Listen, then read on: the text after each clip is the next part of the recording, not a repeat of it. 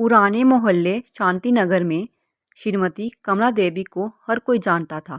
15 साल से ज़्यादा समय से वह विधवा थी। उन्होंने अपनी ज़िंदगी का आधा हिस्सा एक सरकारी प्राथमिक स्कूल के सामने टिफ़िन और घर का बना खाना बेचते हुए बिताया था। जो भी पैसे मिलते उन्हें सहेज कर रखती थी, लालच से नहीं, आदत से।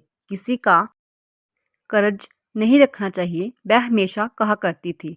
उनका इकलौता बेटा राहुल बचपन से ही उन्हें पीली बल्ब की रोशनी में नोट गिनते देखता आया है। उसने मन ही मन कसम खाई थी कि एक दिन उसकी माँ को पैसों की चिंता नहीं करनी पड़ेगी। कुछ समय तक उसने यह वादा निभाया भी। उसे एक ट्रांसपोर्ट कंपनी में नौकरी मिल गई। उसने नीता से शादी की और फिर धीरे धीरे वह अपनी माँ के बैंक के कामों में मदद करने लगा। माँ, अब सब डिजिटल हो गया है, राहुल कहता। आप क्यों परेशान हो, मैं सब संभाल लूँगा। कमला देवी को अपने बेटे पर पूरा भरोसा था। जहाँ वह कहता वह वहीं हस्ताक्षर कर देती थी। ज़्यादा सवाल नहीं पूछती। उनके लिए परिवार अब भी सुरक्षा का दूसरा नाम था। लेकिन नीता अंकों को अलग नज़र से देखती थी। वह कभी बहस नहीं करती, कभी आवाज़ ऊंची नहीं करती। वह बस धीरे धीरे विचार बोती थी। माँ अब उम्र की है, वह धीरे से कहती। अगर अचानक बीमार पड़ गई तो, या किसी ने धोखा दे दिया तो सबसे सुरक्षित यही है कि पैसा जॉइंट अकाउंट में हो। आप दोनों मिलकर देख पाएंगे। राहुल पहले हिचकिचाया, लेकिन सुरक्षा शब्द जब चिंता के साथ आता है तो भारी लगने लगता है। एक साधारण सुबह राहुल अपनी माँ को बैंक ले गया, मुस्कुराया, शाखा अधिकारी से बात की, कुछ अस्थायी बदलावों की बात की। कमला देवी ने बिना पढ़े दस्तखत कर दिए। ये पहली बार नहीं था। उसी रात उनकी सालों की मेहनत, त्याग, बचत, अनुशासन सब राहुल और नीता के नाम वाले जॉइंट अकाउंट में चला गया। कमला देवी को तुरंत पता नहीं चला। वह अपनी रोजमर्रा की जिंदगी में लगी रही। सब्जी मंडी, मंदिर में दर्शन, पड़ोस की महिलाओं के साथ चाय। लेकिन धीरे धीरे कुछ बदलने लगा। उनका एटीएम कार्ड काम नहीं कर रहा था। शायद कोई तकनीकी समस्या होगी, उन्होंने सोचा।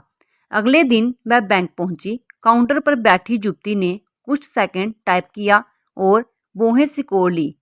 मैडम, आपके खाते में बैलेंस 0 है। कमला देवी की रीढ़ में सिहरन दौड़ गई। ये कैसे हो सकता है? यही तो मेरी सारी जमा पूंजी थी। कर्मचारी ने दोबारा देखा। 3 हफ्ते पहले पूरी राशि ट्रांसफर कर दी गई थी, आपकी अनुमति से। कमला देवी बिना बहस किए बाहर निकल गई। धीरे धीरे घर लौटी। रोई नहीं, बिस्तर पर बैठकर दीवार को देखती रही। पहली बार उन्होंने पैसों के बारे में नहीं, बल्कि अनुमति शब्द के बारे में सोचा। उस रात राहुल देर से घर आया। उसने देखा कि उसकी माँ जाग रही थी। बेटा, उन्होंने शांत स्वर में पूछा, मेरा पैसा कहाँ है? राहुल ने निगल लिया। तभी नीता रसोई से बाहर आई। माँ, घबराइए मत, उसने कसी हुई मुस्कान के साथ कहा। यह सब आपके भले के लिए है। अब पैसा ज़्यादा सुरक्षित है। किसके लिए सुरक्षित? कमला देवी ने पूछा। कोई जवाब नहीं आया। अगले कुछ दिन बारी थे। राहुल बात टालता रहा। नीता पारिवारिक खर्च अपने हिसाब से चलाने लगी, उस पैसे से जो उसका नहीं था। कमला देवी ने बहुत कम मांगा, लगभग कुछ भी नहीं। वह सब देखती रही। एक दोपहर वह फिर बैंक गई। इस बार उन्होंने शाखा प्रबंधक से मिलने को कहा। अपने साथ एक पुरानी पीली पड़ चुकी फाइल ले गई। मैं जानना चाहती हूँ, उन्होंने शांत स्वर में कहा। इस पैसे को छूने का अधिकार किसे है? प्रबंधक ने दस्तावेज देखे। खाता जॉइंट है, उसने समझाया, लेकिन जहाँ कुछ और भी है। कमला देवी ने नज़र उठाई। आपके नाम एक ट्रस्ट है, प्रबंधक ने आगे कहा। काफ़ी पुराना। कमला देवी ने धीरे से सिर हिलाया। मुझे यही उम्मीद थी। ये ट्रस्ट उन्होंने सालों पहले बनवाया था, जब उनके पति जीवित थे। एक वकील मित्र ने सलाह दी थी, अगर कभी तुम अकेली रह जाओ, उसने कहा था, तो कोई तुम्हें बिल्कुल खाली हाथ ना कर सके। दिखाई देने वाला ज़्यादातर पैसा अब जॉइंट अकाउंट में था, लेकिन सब नहीं। ट्रस्ट सुरक्षित था, स्पष्ट कानूनी शर्तों के साथ। कमला देवी कई हफ्तों बाद पहली बार मुस्कुराई। धन्यवाद, उन्होंने कहा। अब वही कीजिए जो कानून कहता है। 2 दिन बाद राहुल को काम के दौरान एक फ़ोन आया। श्री राहुल, एक औपचारिक आवाज़ फ़ोन पर बोली, आपको सूचित किया जाता है कि आपका जॉइंट अकाउंट कानूनी समीक्षा के कारण अस्थायी रूप से फ्रीज कर दिया गया है। फ्रीज? राहुल चिल्ला उठा। कैसे फ्रीज? वो पैसा सिर्फ मेरा नहीं है। इसी वजह से जवाब आया, जब तक पैसों की उत्पत्ति और सहमति स्पष्ट नहीं हो जाती। जब राहुल ने ये बात नीता को बताई तो उसका चेहरा पीला पड़ गया। क्या मतलब फ्रीज? उसने घबरा कर कहा। अब हम क्या करेंगे? उसी शाम कमला देवी ने दोनों को बैठक में बुलाया। बैठो, उन्होंने कहा। राहुल के हाथ कांप रहे थे। माँ, मैं सुनो, कमला देवी ने उसे रोक दिया। मैंने तुमसे कुछ छीना नहीं, मैंने बस कानून को अपना काम करने दिया। नीता कुछ कहना चाहती थी, लेकिन कमला देवी ने हाथ उठा दिया। तुमने मुझसे कभी इजाज़त नहीं मांगी, उन्होंने उसे देखते हुए कहा। तुमने सोचा मैं बूढ़ी हूँ, समझ नहीं पाऊंगी। नीता ने नजरें झुका ली। जिस पैसे को तुमने छुआ, कमला देवी ने आगे कहा, वह सब कुछ नहीं था जो सबसे जरूरी था। वह वहां कभी था ही नहीं, जहां तुम देख रही थी। तभी राहुल समझ गया, वह सिर्फ एक बेटे के रूप में नहीं हारा था, उसने अपनी मां को कम आंका था। जांच तेजी से आगे बढ़ी। बैंक ने विश्वास के दुरुपयोग को स्वीकार किया। जेल नहीं हुई, लेकिन परिणाम हुए। जॉइंट अकाउंट महीनों तक फ्रीज रहा, जबकि ट्रस्ट का पैसा पूरी तरह सुरक्षित रहा। कमला देवी अपनी दिनचर्या में लौट आई। कम शब्दों के साथ, ज़्यादा दूरी के साथ राहुल ने नुकसान सुधारने की कोशिश की, लेकिन उसने समझ लिया कि कुछ चीज़ें एक बार माफ़ी मांगने से ठीक नहीं होती। नीता ने पैसों पर राय देना बंद कर दिया। फिर बहुत सी बातों पर भी मोहल्ले में किसी ने कहा, सुना है बूढ़ी औरत का अकाउंट फ्रीज हो गया। कमला देवी ने यह सुना और नरमी से सुधारा, नहीं, मेरा नहीं। और तभी सबको एक बात साफ हो गई, जो अक्सर लोग भूल जाते हैं। सुरक्षा हमेशा दिखाई नहीं देती। जब तक कोई गलत सीमा पार करने की कोशिश ना करे, उस परिवार का भविष्य पूरी तरह तय नहीं हुआ। वह खुला ही रहा, जैसे वह कहानियां रहती हैं, जहां प्यार की परीक्षा होती है और भरोसा पहले जैसा नहीं रहता। लेकिन कमला देवी सालों बाद पहली बार शांत नींद सोई, क्योंकि उन्होंने समझ लिया था, बूढ़ा होना नियंत्रण खोना नहीं है, बल्कि यह सीखना है कि क्या छोड़ना है और क्या नहीं।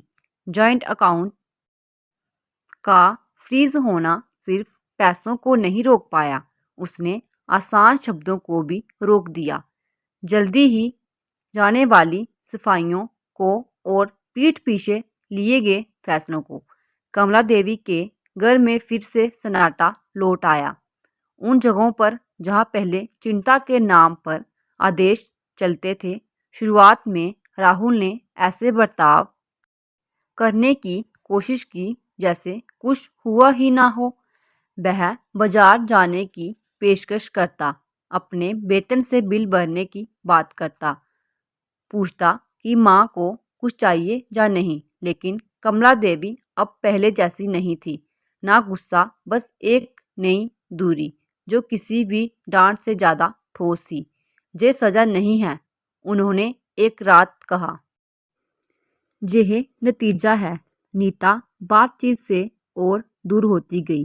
वह ज़्यादा समय बाहर रहने लगी, धीमी आवाज़ में फ़ोन पर बात करती, ईमेल घबराहट से जांचती। पैसा जो कभी हर समस्या का हल लगता था, अब एक दीवार बन गया था। 1 महीने बाद बैंक से एक और पत्र आया। राहुल ने कांपते हाथों से खोला। ना कोई नया मुकदमा था, ना जुर्माना, बस यह सूचना कि कानून समीक्षा पूरी हो चुकी है और जॉइंट अकाउंट अब भी सीमित रहेगा, नागरिक समाधान तक। मेरी माँ का पैसा, राहुल ने फ़ोन पर मैनेजर से पूछा। आपकी माँ सुरक्षित है, जवाब मिला। आपको अपनी स्थिति की चिंता करनी चाहिए। यह वाक्य किसी भी डांट से ज़्यादा चुभा। इस बीच कमला देवी ने कुछ ऐसा करना शुरू किया जो उन्होंने कभी नहीं किया था, बिना बताए निर्णय लेना। उन्होंने खाना बेचने का छोटा स्टॉल बेच दिया, अनावश्यक सेवाएं बंद की, अपने खर्चों को फिर से व्यवस्थित किया। ना अनुमति ली, ना राय मांगी, बस किया। एक शाम राहुल ने उन्हें फाइल हाथ में लिए बाहर जाते देखा। कहाँ जा रही हो माँ? चीज़ें ठीक करने, उन्होंने कहा, इससे पहले कि कोई और मेरी जगह ऐसा करने लगे। उन्होंने और कुछ नहीं कहा। पड़ोसियों ने बदलाव नोटिस किया। कमला देवी अब गपशप में नहीं रुकती थी, ना सलाह देती थी।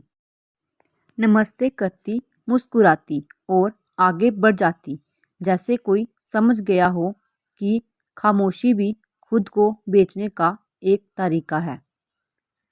कुछ हफ्तों बाद नीता ने फैसला लिया। उसने कुछ सामान पैक किया और अपनी बहन के घर चली गई। ना कोई झगड़ा, ना धमकी, बस एक सूखा सा वाक्य, जहां अब मेरा कोई नियंत्रण नहीं है। राहुल ने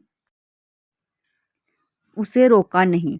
उस रात वह अपनी माँ के सामने बैठा, बिल्कुल वैसे जैसे बचपन में बैठता था।